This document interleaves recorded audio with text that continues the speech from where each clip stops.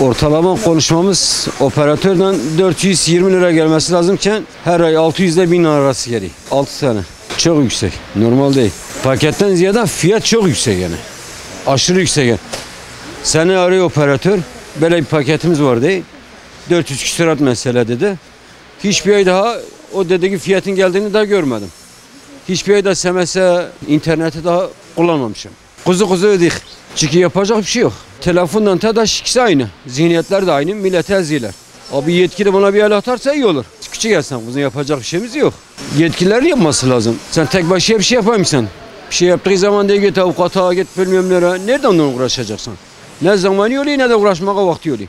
Ama bir büyüklerin yetkilerini hele alması daha güzel olur yani. 480 şu anda. Operatörler vergi diyor. Bize göre operatörler fazla fiyat çıkarıyor. Çünkü mesela bir yıl bir operatörde kalıyorsun, ikinci yıl sana %300 zam yapıyor. Diğer operatöre bakıyorsun, sen eski fiyatında. Biz de diğer operatöre geçiyoruz. Anlaşmamız bittiğinde diğer operatöre geçmek zorunda kalıyoruz. Yani ev artık sim kart oldu diyebiliriz. Günümüz enflasyondan dolayı yani faturalar çok fazla geliyor. Ben mesela atıyorum 2 sene önce 90 lira gelen faturam şu an 700 lira yükseldi. Ve mesela hiçbir şekilde mesela operatörlerle ulaşamıyorsun.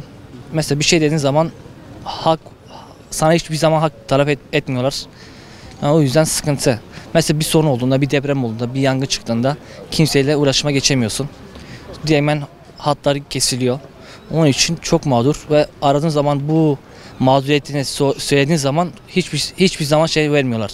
Yani ilgilenmiyorlar. Hallederiz diyorlar ve yaptıkları hiçbir şey yok. Şimdi telefon faturaları her sene gittikçe daha çok katlanıyordu. Normalde 100 lira, 150 liralık bir tarifeyi şu anda 700-800 bin lira gibi bir parayla satıyorlar. Bir şey mesela neden bu kadar pahalı dediğinde pahalılık deyip üstünü kapatıyorlar. Ve pahalılıktan yana bir sıkıntın olmazsa bile özellikle Şanlıurfa genelinde hiçbir operatör doğru dürüst çekmiyor. Yani mesela birini arıyorsun, eşini, dostunu, arkadaşını arıyorsun, bir bakıyorsun kesildi. Bir daha arıyorsun, bakıyorsun şebeke meşgul diyor. Yani paranı da veriyorsun, paranla rezil oluyorsun mesela. Özellikle deprem olduğunda zaten bütün irtibatı kesildi. Bunun için de daha güzel bir yöntemle insanlara yardımcı olmaları gerekiyor diye düşünüyorum.